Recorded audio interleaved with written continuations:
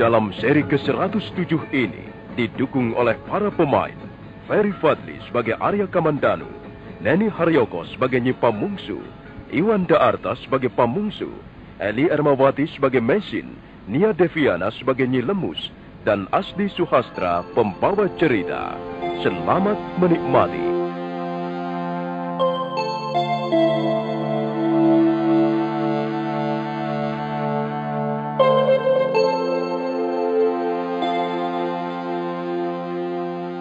Luka-luka yang diderita Arya Dwi Pangga agak parah. Dan yang paling berat adalah lengan kirinya yang patah. Nyi Lemus kebingungan melihat majikannya mendadak pingsan. Tapi kemudian dia punya gagasan memanggil seorang dukun patah.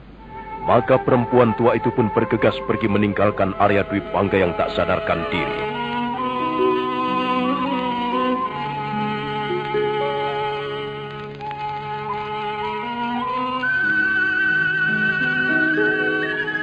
Sementara itu, Arya Kamandanu sedang dalam perjalanan menuju Manguntur Selatan ke rumah Pamungsu. Kudanya yang berwarna coklat tua kelihatan tegar dan perkasa ketika memasuki wilayah desa Manguntur, menapak di atas jalan berbukit-bukit.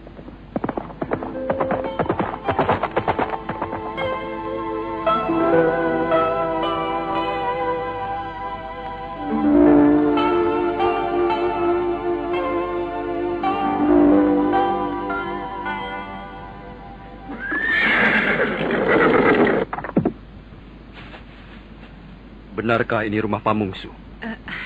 Iya benar. Tuan siapa? Saya Arya Kamandanu. Arya Kamandanu? Kalau begitu, Tuan adalah saudara muda Gusti Arya Dwi Pangga. Iya, Arya Dwi Pangga itu kakakku. Apakah Tuan mencari Gusti Dwi Pangga? Wah, sayang sekali. Tidak, saya tidak mencari Arya Dwi Pangga. Saya mencari seorang wanita bernama Mesin. Apakah dia ada di sini? Mesin? Kami tidak mengenal wanita yang bernama Mesin. Di rumah ini hanya ada seorang wanita. Dan itu adalah istri saya ini. Iya, benar Tuan. Kami tidak berbohong. Di rumah ini wanitanya ya hanya saya ini. Dan nama saya bukan Mesin, Tuan. Istri saya ini nama kecilnya Taberi, bukan Mesin. Maaf, saya tidak percaya. Saya yakin wanita yang saya cari ada di sini. Mengapa kalian tidak berterus terang saja? Berterus terang bagaimana, Tuan? Orang yang Tuan cari tidak ada di sini, Tuan. Mungkin salah. Mungkin dia tinggal di rumah yang lain. Bukan di sini. Kalau begitu saya tidak mempunyai pilihan lain. Saya terpaksa menggeledah rumah kalian. Tunggu, Tuan, tunggu. Saya tahu kalian telah berdusta. Kalian berusaha melindungi kepentingan kakak saya. Tuan. Arya Kamandanu tidak lagi mengindahkan teriakan Pamungsu. Dia langsung menyerbu masuk ke dalam rumah.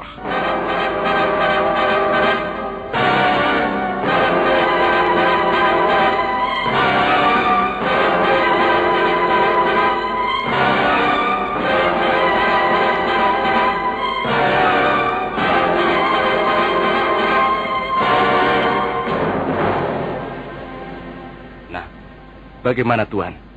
Bukankah sudah kami katakan tidak ada? Tuan sudah lihat sendiri kan? Bahwa tidak seorang pun tinggal di rumah ini. Kecuali kami sendiri, Tuan. Ruangan apa di sebelah itu? Itu gandok, Tuan. Ruangan tempat kami menyimpan barang-barang. Kalau kebetulan panen jagung, ketela rambat, bawang, atau palawija, kami selalu menyimpannya di ruangan itu. Mungkin wanita yang Tuan cari itu berada di rumah lain, Tuan. Mungkin di rumah tetangga kami. Yang jelas bukan di sini, Tuan. Baiklah, saya percaya. Tapi sebelum pergi, saya akan memeriksa gandok itu dulu. Tuan, tidak ada apa-apa di situ.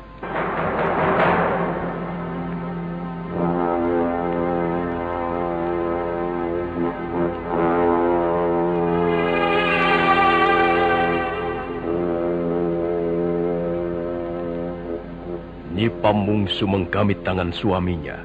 Mereka kelihatan cemas. Mereka hanya bisa melihat Arya Kamandanu yang terus melangkah ke arah gandok atau rumah kecil yang ada di sebelah. Ruangan ini jelas ditempati orang. Bukan ruangan untuk menyimpan hasil panen seperti yang dikatakan istri Pamungsu. Oh, Bukankah selendang ini yang biasa dikenakan Meisin? Iya, aku ingat. Dia sering mengalungkan selendang ini untuk menahan udara malam yang dingin. Oh, kalau begitu, dia benar-benar ada di sini. Tapi, kemana dia sekarang? Apakah dia sudah tahu kedatanganku kemudian bersembunyi? Oh, ada jalan melalui belakang gandok ini. Nah, aku lihat banyak tapak kaki manusia. Ke arah mana jalan ini ya? Pasti menuju ke suatu tempat. Baiklah. Aku akan mengikuti jalan setapak ini. Arya Kamandanu lalu melangkah ke arah jalan setapak. Kemudian dia mulai menyusuri jalan itu yang banyak terdapat tapak kaki manusia di tanah yang lembab.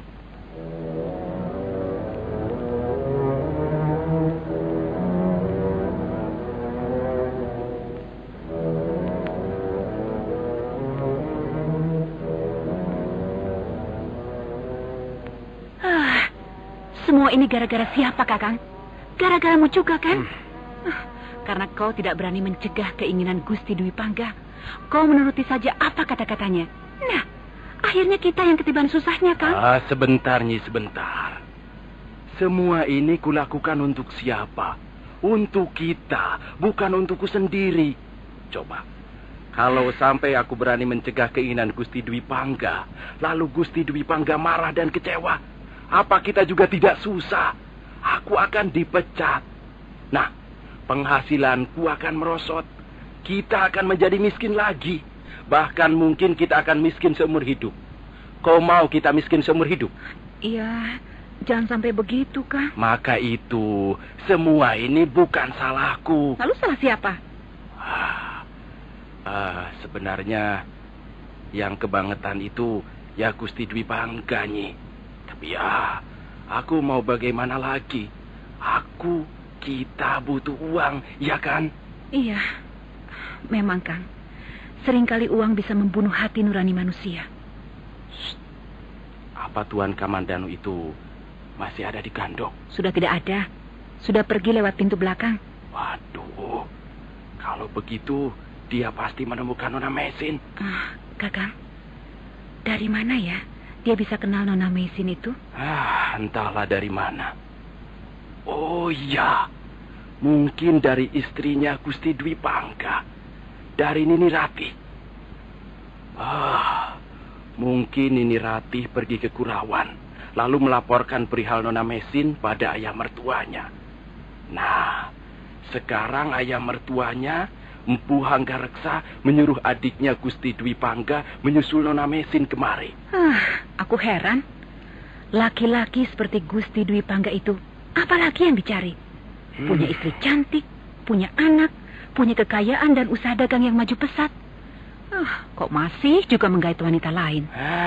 Namanya laki-laki, Nyi. Selalu saja kurang puas. Sudah punya dendeng sapi, masih pengen dendeng celeng. Nanti pengen lagi dendeng babi. Lalu dendeng ular atau kancil. Pokoknya selalu tidak puas. Kakang, apa semua laki-laki begitu? Iya, katanya sih begitu. Kau juga begitu? Ya tidak. Kalau aku tidak, Nyi. Awas kau. Kalau kepingin dendeng macam-macam, kupingmu atau hidungmu nanti ku geprek. Ku buat dendeng. Aduh. Lepaskan, Nyi. Aduh, sakit. Aduh.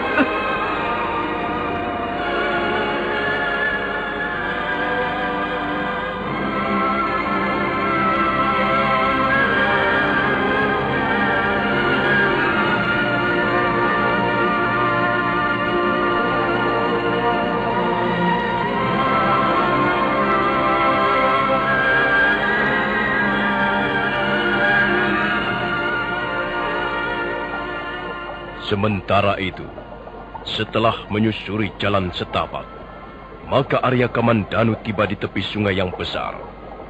Dan di atas sebongkah batu hitam yang berbentuk pipih, dia melihat seorang wanita sedang duduk memandang arus sungai di depannya. Mesin.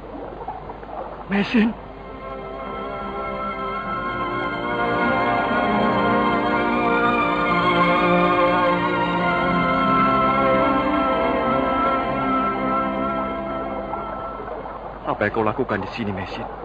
Aku melihat arus sungai di depan itu. Kau ingat pertemuan kita yang pertama dulu? Waktu itu aku tengah kebingungan mencari 3 jenis daun untuk ramuan obat suamiku yang terluka parah. Kau kutemui sedang duduk di akar pohon sambil memandang arus sungai di bawahmu. Kau lalu berkata bahwa arus sungai itu sangat menyenangkan untuk dilihat. Iya, aku memang pernah mengatakannya padamu. Waktu itu aku masih menjadi seorang pengembara yang tak tentu, yang tidak mempunyai tempat tinggal yang tetap. Aku hidup hanya sekedar hidup saja, tak mempunyai rencana, tak mempunyai tujuan ataupun arah. Kakang, kukira semua manusia adalah pengembara dalam rimba belantara kehidupan yang serba tak pasti ini. Tak seorang pun tinggal menetap di suatu tempat, walaupun hanya dalam waktu sehari saja. Semua pasti akan mengalami perubahan, perpindahan, pergeseran. Mesin, mengapa kau pergi meninggalkan Kurawan?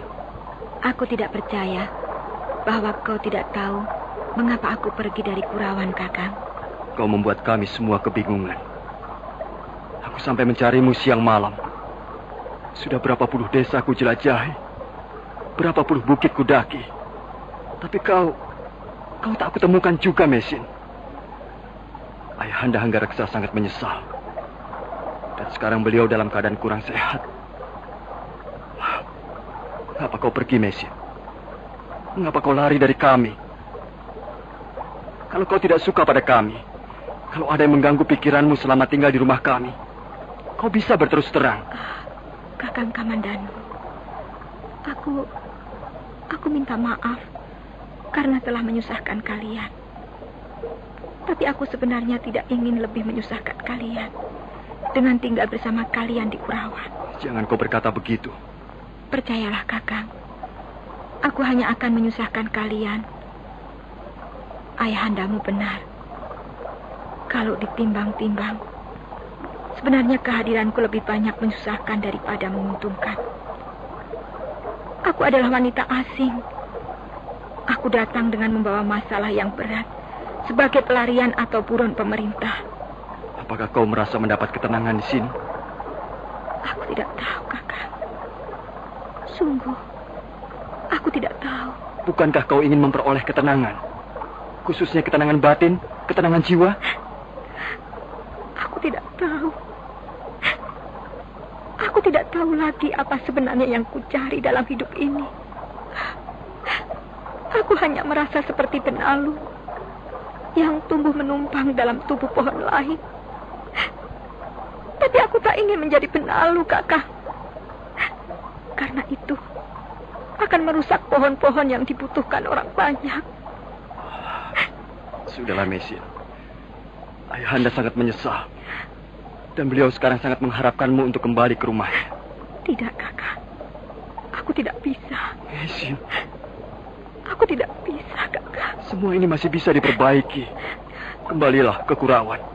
Dan lihat, semuanya akan menjadi baik seperti semula. Tidak, Kakak. Aku tidak mau kembali ke Kurawan. Apakah karena Arya Dwi Pangga? Aku tidak bisa mengatakannya padamu. Aku tidak bisa berterus terang padamu. Ini adalah persoalan yang sangat pribadi. Baiklah. Aku tidak akan memaksa. Maafkan aku, Kakang Kamandanu. Kau bebas. Kau boleh tinggal di mana kau suka. Kakang, kau jangan salah paham. Aku pulang.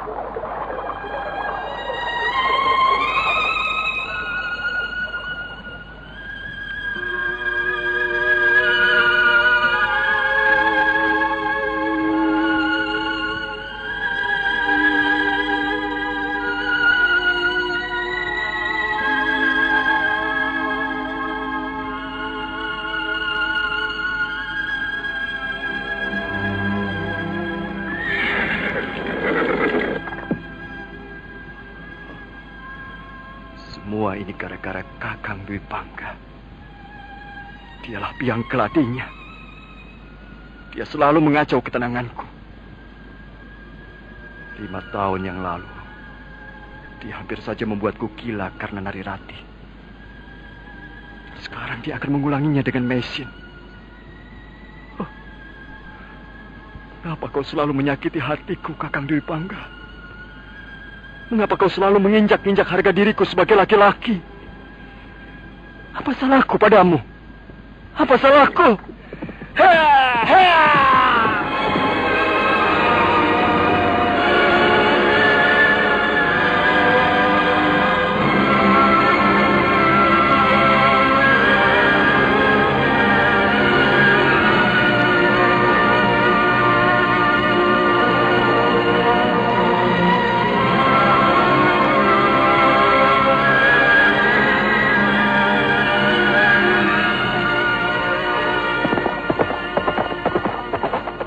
Bagaikan orang gila, Arya Kamandanu duduk berguncang-guncang di atas punggung kudanya. Dan kuda itu berlari bagaikan kesetanan, menyusup di sela-sela pohon, melompati parit, menerjang semak belukar. Apa salahku?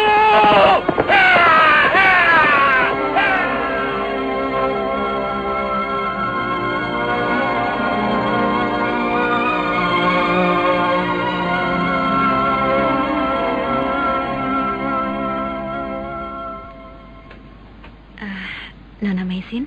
Apa, Nyi? Nona tidak apa-apa? Memang kenapa? Tidak. Saya takut Nona mendapat kesulitan. Tadi ada orang mencari Nona. Dan sepertinya orang itu sudah mengenal Nona dengan baik. Aku pun sudah mengenalnya, Nyi. Dia Kakang Kamandanu. Nona mungkin belum tahu. Dia adalah adik kandung Gusti Dwi Pangga. Apa benar begitu, Nyi? Iya. Gusti Dwi Pangga adalah putra pertama Empu Hanggareksa, seorang pembuat senjata pusaka yang terkenal di desa Kurawan. Lalu, apa maksud Arya Kamandanu datang ke Manguntur ini, Nona? Kakang Kamandanu mau mengajakku kembali ke Kurawan. Tapi, aku tidak bersedia, Nyi. Tidak bersedia? Mengapa tidak bersedia, Nona? Apakah Nyi Pamungsu keberatan aku tinggal di sini? Bukan begitu. Nona Meisin jangan salah sangka. Saya hanya tidak ingin Nona mendapatkan kesulitan. Saya tidak ingin Nona Meisin bertambah susah dan menderita. Saya kasihan pada Nona. Terima kasih atas perhatianmu, Nyi. Tapi saya tak bisa kembali ke Kurawan. Nona Meisin, menurut pendapat saya, mulai sekarang ini Nona harus menjauhi Gusti Dwi Pangga. Bukankah Nona sudah tahu? Bukankah saya sudah menceritakan bahwa Gusti Dwi Pangga sudah punya istri, bahkan sudah punya anak? Jangan menuruti saja apa kemauannya, Nona. Gusti Dwi Pangga itu memang wataknya begitu. Dia sudah terkenal senang bermain-main dengan wanita cantik. Saya tidak ingin melihat Nona Meisin menjadi korban permainan asmara laki-laki yang tidak bertanggung jawab. Sungguh, Nona, saya kasihan pada Nona. Karena itu, kalau Nona kembali ke Kurawan, maka Nona bisa menghindari kemungkinan-kemungkinan yang tidak baik. Nyi Pamungsu, terima kasih atas nasihat-nasihatmu.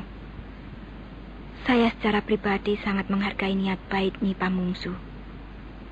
Tapi rasanya untuk kembali ke Kurawan sudah tidak mungkin lagi, Nyi. Soal hubungan saya dengan Tuan Dwi Pangga, tak ada yang perlu dirisaukan. Saya cukup tahu diri. Saya tidak akan merusak citra seorang wanita dengan menginginkan suami orang.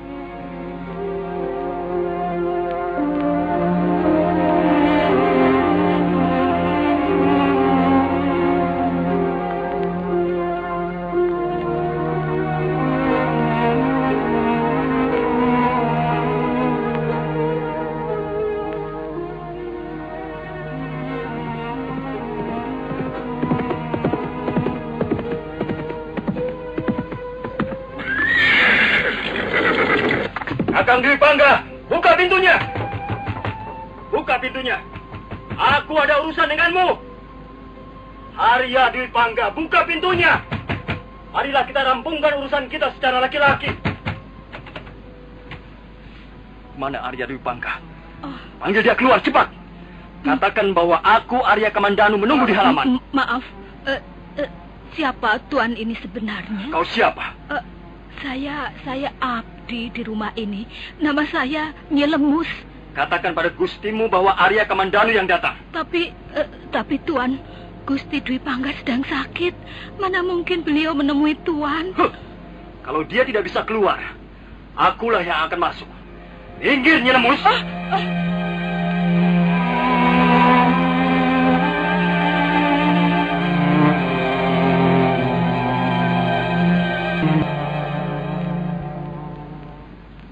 Nyi Lemus tidak mampu menghalangi Arya Kamandanu. Dia hanya bisa melihat saja dan mengikuti di belakangnya ketika laki-laki perkasa itu menerobos ke dalam. Nah, saudara pendengar, bagaimana kisah selanjutnya? Apa yang akan dilakukan Arya Kamandanu terhadap kakaknya? Silakan menunggu seri berikutnya. Sampai jumpa.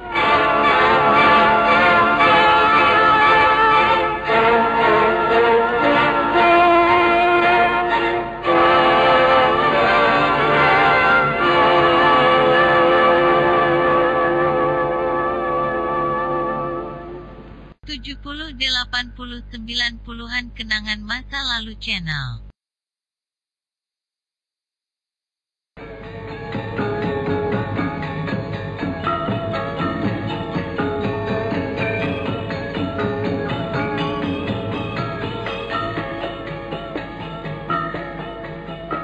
Dalam seri ke-108 ini didukung oleh para pemain Ferry Fadli sebagai Arya Kamandanu, Nia Deviana sebagai Nyi Lemus, Hari Akik sebagai Empu Hanggareksa, Lili Nur Indasari sebagai Nari Ratih, Eli Panca sebagai Nyi Rongkot, Rio sebagai Panji Ketawang, dan Asdi Suhastra pembawa cerita.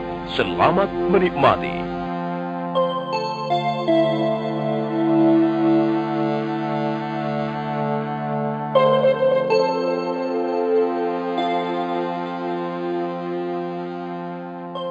Arya Kamandanu sangat marah. Hatinya benar-benar terluka oleh perbuatan kakaknya. Karena itu dia memacu kudanya ke rumah Arya Dwi Pangga. Nyi Lemus berusaha mencegah, tapi Arya Kamandanu nekat menerobos pintu. Oh alah, jangan Tuan, jangan. Minggir kau, Nyi Lemus.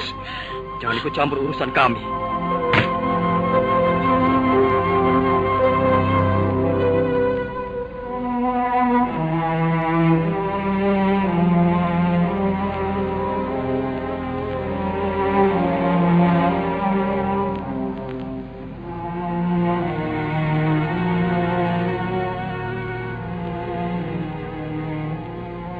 Arya Kamandanu memeriksa seluruh ruangan, dan akhirnya dia menemukan Arya Dwi Pangga terbaring di atas tempat tidurnya. Kau memang manusia busuk.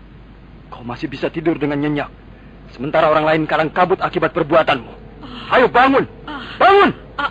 Ampun Tuan, mana mungkin Gusti Dwi Pangga akan bangun? Beliau sedang pingsan. Lihat saja Tuan. Aku sudah lihat. Pengecut ini pura-pura tidur karena dia mau bersembunyi dari tanggung jawab. Ayo bangun pengecut! Jangan Tuan. Maaf Tuan. Gusti Dwi Pangga bukannya tidur. Dia pingsan. Sejak tadi dia pingsan. Saya sudah memanggil seorang dukun patah. Tapi sampai sekarang belum datang juga. Ayo bangun Dwi Pangga. Bangun!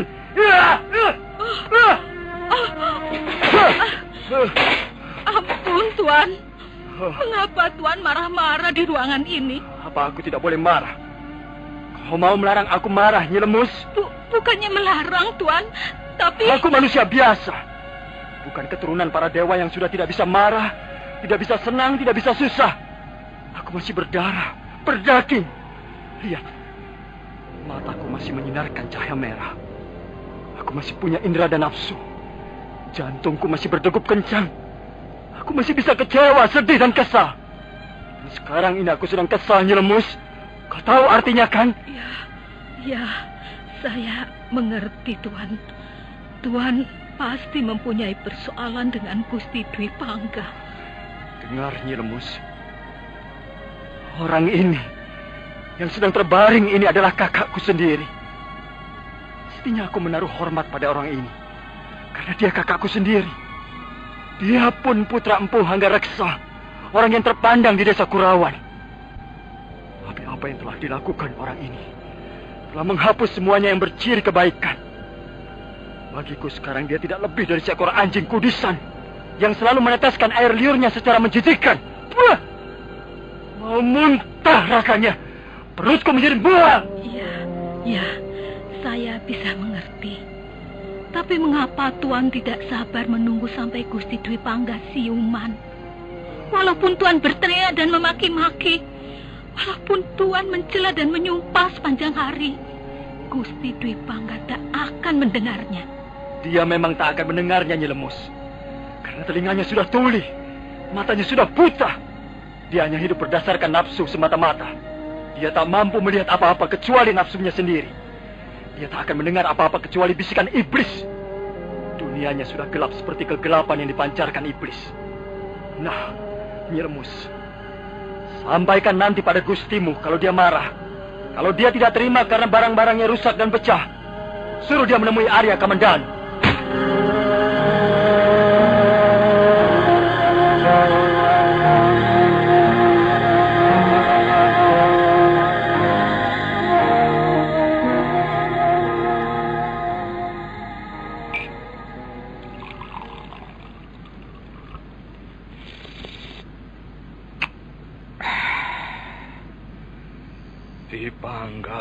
Dwi Pangga, aku sama sekali tidak menduga bahwa setelah dewasa kau justru akan menyusahkan orang tua.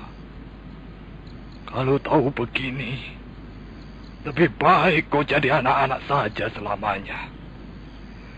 Ya, dulu waktu kau masih anak-anak, aku bisa merangketmu, menyabet pahamu atau menjewer kupingmu, dan kau lalu kapok, tidak melakukan kenakalan lagi.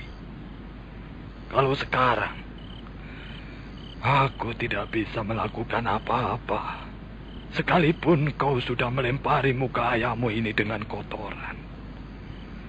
Aku hanya bisa mengelus dadaku sendiri yang sudah semakin keribut ini. Ya, mungkin sudah nasibku. Barangkali tontonan yang bagus-bagus, yang indah-indah sudah habis. Sudah dimasukkan ke dalam kotak masa lalu. Dan sekarang, sisanya hanya tontonan yang menyakitkan mata, menyakitkan hati. Siapa itu? Saya, Ayahanda. Masuklah, Kamandanu. Nah, sini, Le. Duduk sini. Ya, Ayahanda. Bagaimana? Aku ingin tahu hasilnya. Kau sudah ke rumah Pamungsu? Sudah, Ayahanda. Juga sudah bertemu dengan Meisin? Sudah. Mengapa dia tidak kau bawa kemari, Le? Meisin tidak mau saya ajak kembali ke Kurawan. Saya sudah berusaha membujuk, tapi dia tetap keberatan, Ayahanda. Loh, apakah dia tidak mengatakan alasannya? Tidak, Ayahanda. Tapi saya tahu pasti mengapa dia tidak mau saya ajak ke Kurawan. Kakang Dwi Pangga. Semua ini karena ulah Kakang Dwi Pangga. Entah apa yang telah dia lakukan terhadap Meisin. Mungkin dia telah memikatnya dengan syair-syairnya, seperti yang dulu pernah dilakukan terhadap Narirati. Tapi saya benar-benar telah kecewa, Ayahanda. Saya kecewa sekali. Saya merasa menjadi manusia yang tak ada harganya. Kakang Dwi Pangga selalu merenggut kebahagiaan saya, ketenangan dan harapan-harapan saya. Ya, sudahlah, Komandan. Kau harus tabah dan sabar, Le. Saya tidak pernah merebut apa yang menjadi miliknya. Tapi mengapa dia selalu mengambil apa yang saya cintai? Mengapa dia selalu mencuri kebahagiaan saya? Saya tidak pernah memusuhinya. Saya bahkan merelakan Narirati diambil untuk dijadikan istri. Dan saya tidak pernah merasa dendam. Tidak pernah berniat buruk padanya. Saya selalu sadar dan pasrah. Tapi saya masih manusia biasa, Ayahanda. Saya tidak bisa menahan diri terus-menerus. Le, Kamandanu, tenanglah. Sekarang kau istirahat dulu. Kau kelihatannya sangat lelah. Biarlah aku, ayahmu ini, membantu menyelesaikan persoalanmu dengan Meisin. Sudahlah, Ger. Istirahatlah di kamarmu sana. Besok kau tentu akan lebih segar dan bisa berpikir lebih jernih.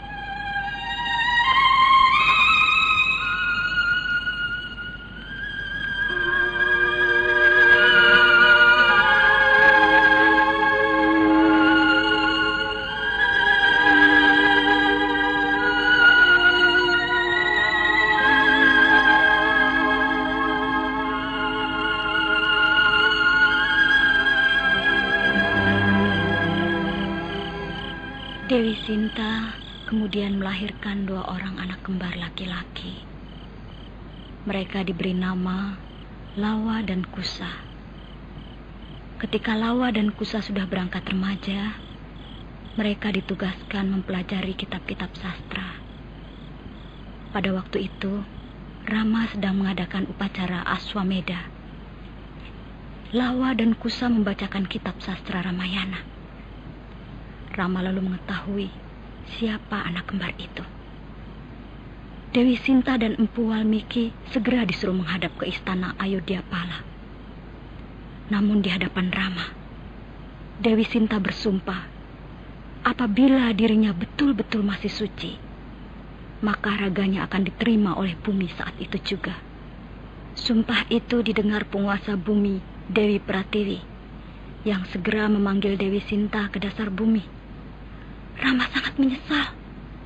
Kemudian berubah kembali menjadi Dewa Wisnu. Anakku, dia sudah tidur. Nini Rati. Kau Nyi Rongkot, ada apa Nyi? Angger Panji Ketawang sudah tidur? Sudah Nyi, baru saja dia tidur. Kelihatannya rewel terus. Iya Nyi. Saya juga bingung dan sedih. Panji selalu menanyakan bapaknya. Dia tidak mau tidur juga kalau tidak saya bujuk dengan dongeng. Baru saja saya mendongeng satu bagian dari cerita Ramayana. Ya, memang begitu Nini. Hubungan batin antara anak dan orang tua kadangkala sangat erat. Ada apa Nyi Rongkot?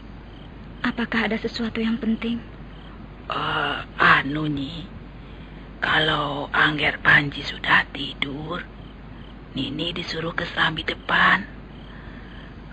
Gusti Hanggareksa ingin membicarakan sesuatu pada Nini Rati. Agaknya ada soal yang cukup penting, Nini. Baiklah, Nyi. Tolong kau jaga Panji sebentar ya. Saya akan menemui Ayahanda. Ya, baik, Nini.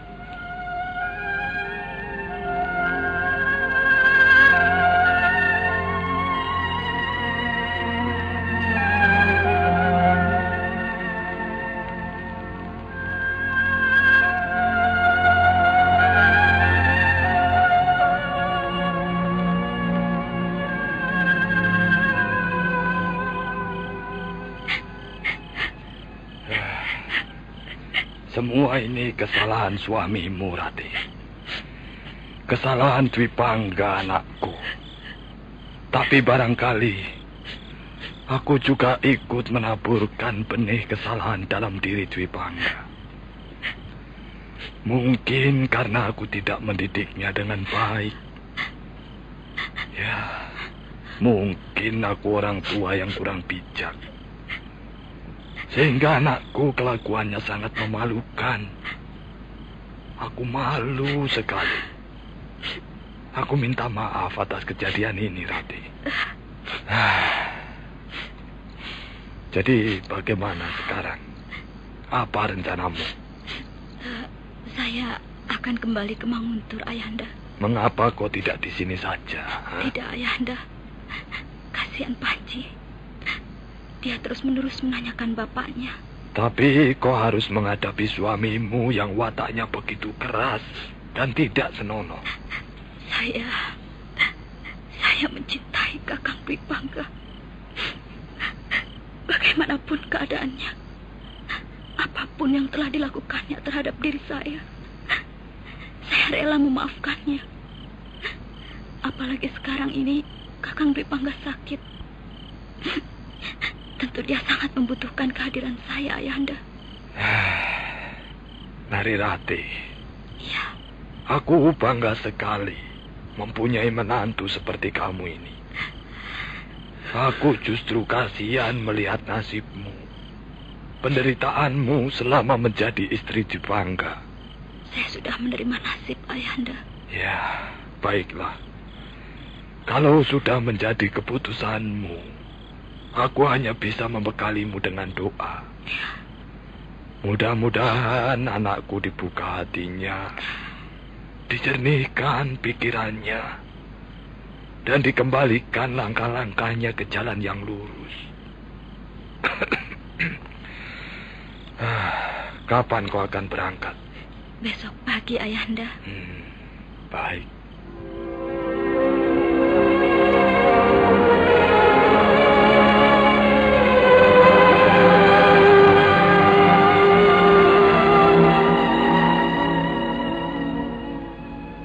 Kamandanu.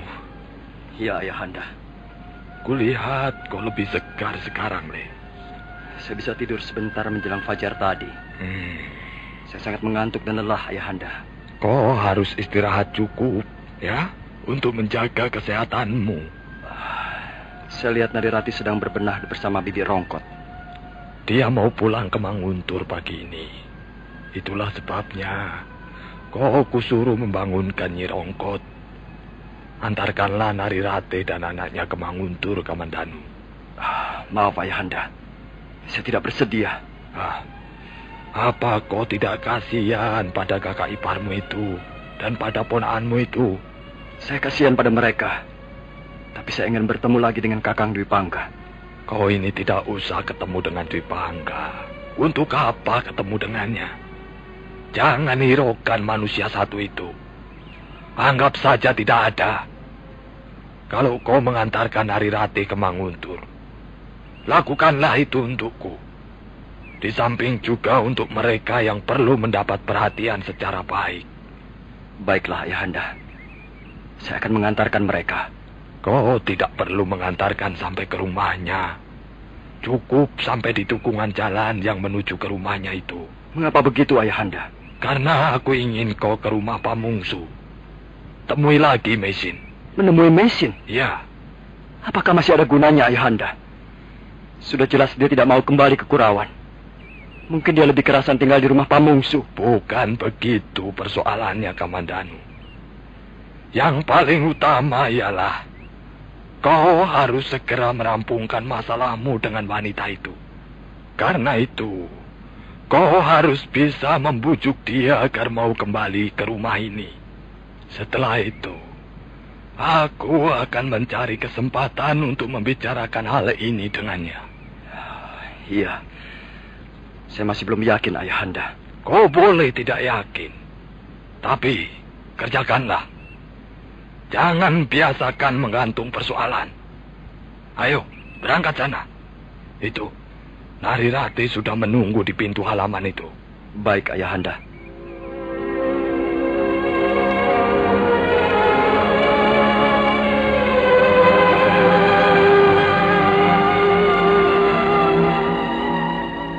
Narirati segera naik ke atas gerobak kuda setelah berpamitan pada ayah mertuanya. Panji Ketawang diam saja ketika si kakek Empu Hanggareksa menciumi rambutnya yang tebal dan hitam. Bocah itu melihat tangan ibunya melambai, kemudian berlari ke atas gerobak. Sebentar kemudian gerobak bergerak menyusuri jalanan berbatu. Arya Kamandanu mengiringi di sampingnya dengan kudanya yang perkasa.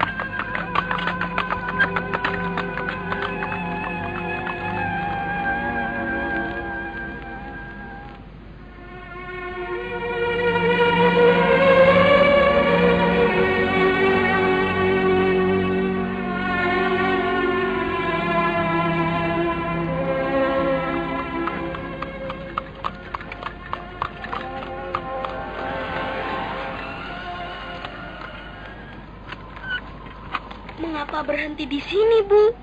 Ayo terus saja. Kita istirahat sebentar, Panji. Biar kuda itu minum dulu. Dia pun haus seperti kita, Nak. Bu, aku ikut paman saja naik kuda. Jangan, Panji. Di sini saja bersama ibu. Iya, kau menemani ibumu.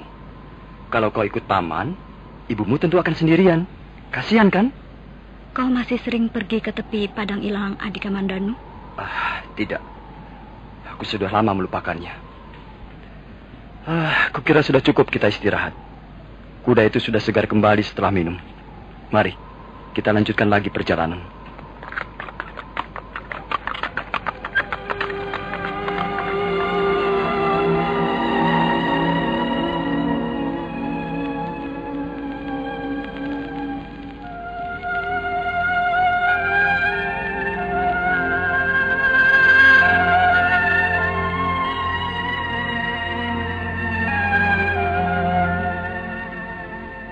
Gerobak kuda yang dinaiki Nari Ratih dan anaknya terus bergerak menyusuri tepi Padang Ilalang. Arya Kamandanu sekali waktu mempercepat lari kudanya untuk melihat-lihat suasana di sekitar perjalanan kakak iparnya. Setelah dirasa aman, baru dia kembali mengiringi gerobak di sebelahnya. Matahari telah tinggi ketika roda-roda gerobak meninggalkan batas desa Kurawan dan mulai masuk ke wilayah Manguntur.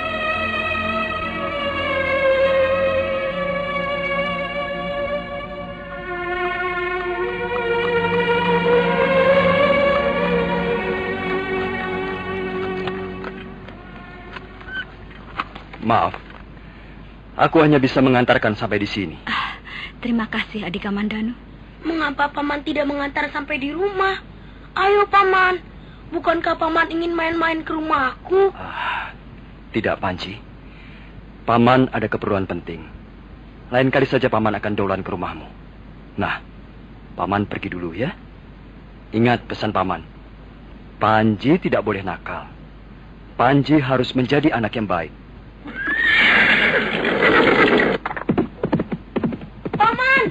Paman Kamandanu, Paman berjanji mau dolan ke rumahku. Awas kalau Paman tidak datang. Kasihan sekali Adikamandanu. Dia begitu baik. Mengapa laki-laki sebaik itu harus selalu dikecewakan? Bu, ayo jalan lagi, Bu. Paman Kamandanu sudah tidak kelihatan lagi. Ayo, Bu. Iya, Nak. Iya. Mari kita berjalan lagi. Kasihan ayahmu. Tentu dia sudah lama menunggu kita.